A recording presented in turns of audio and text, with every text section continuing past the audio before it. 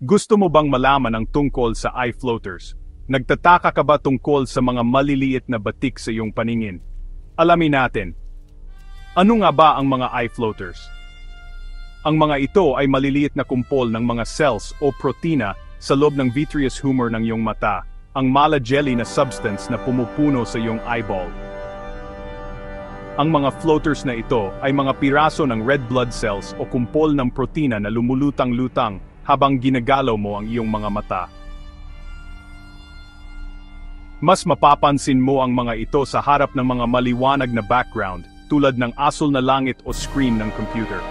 Ito ay dahil ang liwanag ay lumilikha ng anino ng mga floaters na ito sa iyong retina, kaya nakikita mo sila. Nakakita ka na ba ng mga maliwanag na asul na tuldok na mabilis na gumagalaw sa iyong paningin?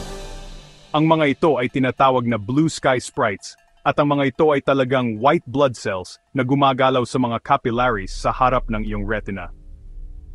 Karamihan sa mga floaters ay hindi nakakapinsala, ngunit kung bigla kang makakita ng mas marami, maaring senyales ito ng isang seryosong kondisyon.